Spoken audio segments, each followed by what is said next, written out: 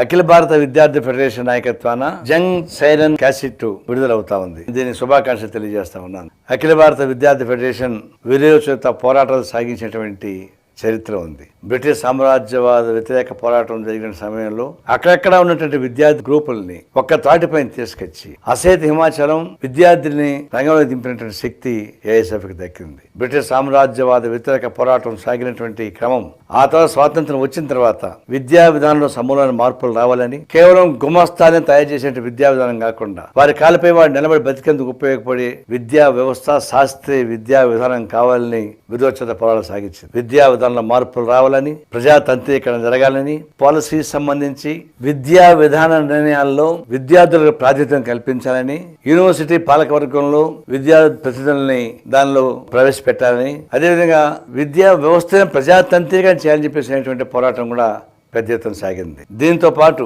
సామాజిక రక్షణ కోసం, పేద ప్రజల యొక్క జీవనం కోసం, బలహీన వర్గాలకు సంబంధించిన విద్యార్థులకు అందరికీ కూడా సరైనటువంటి న్యాయం జరిగేందుకు అనేక ఉద్యమాలు సాగించింది. స్కాలర్షిప్లు సాధించడంలో, విద్యార్థులకి హాస్టల్లో, కాలేజీల్లో సీట్లు లభ్యం కావడంలో, వాళ్ళ విద్యను కొనసాగించడంలో అనేక విధాలలో పోరాటం సాగించిన చరిత్ర విద్యార్థులకు వచ్చింది. ఇప్పుడు విద్య ప్రైవేటీకరణ వైపు ప్రయాణం సాగిస్తా ఉంది. విద్య అందుబాటులో ఉన్నత వర్గాలకే ఉంది తప్ప సామాన్య ప్రజానికానికి అందుబాటులో లేని పరిస్థితి వచ్చేసింది. విద్యా కార్పొరేటీకరణ పెరగడం, ప్రభుత్వ ఆధ్వర్యంలో ఉన్నటువంటి విద్యా వ్యవస్థలని క్రమంగా ధ్వంసం చేసుకుంటూ పోతా ఉంది. ప్రాథమిక విద్యని ధ్వంసం చేసింది. తర్వాత హైయర్ ఎడ్యుకేషన్ మొత్తం కార్పొరేటీకరణకు వెళ్ళిపోతా ఉన్నాయి. ఇవి చూస్తుంటే రాబోయే రోజుల్లో విద్యా విధానం అనేది నా బాధ్యత కాదు, డబ్బులు ఉండేవాడే కొనుక్కునేటువంటి విద్యా విధానంగా మారిపోయే పరిస్థితి వచ్చేసింది. దీనికి వ్యతిరేకంగా తీవ్రతర పోరాటం సాగించాల్సిన అవసరం ఏర్పడతా ఉంది. మరోవైపు సామాన్య కుటుంబాలకు విద్యని దూరం చేసేటువంటి ఈ ఘోర కలికి వ్యతిరేకంగా విద్యార్థులకు మరింత పెద్ద ఎత్తున పోరాటం సాగించాల్సిన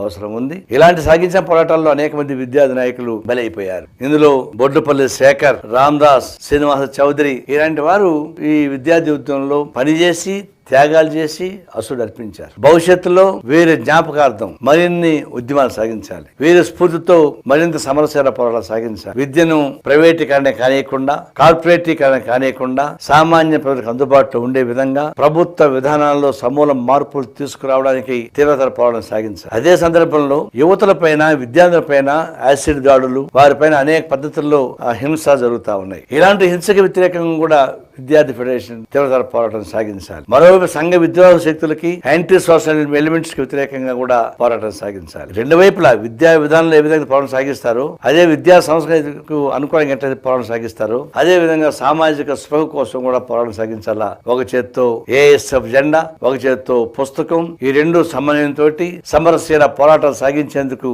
ఏఎస్ఎఫ్ ముందుకు రావాలని చెప్పేసి కోరుతూ, మరిన్ని ఉద్యమాలు సాగించి జయప్రదం కావాలని చెప్పేసి మనసారా కోరుతూ సెలవు తీసుకుంటా ఉన్నాను.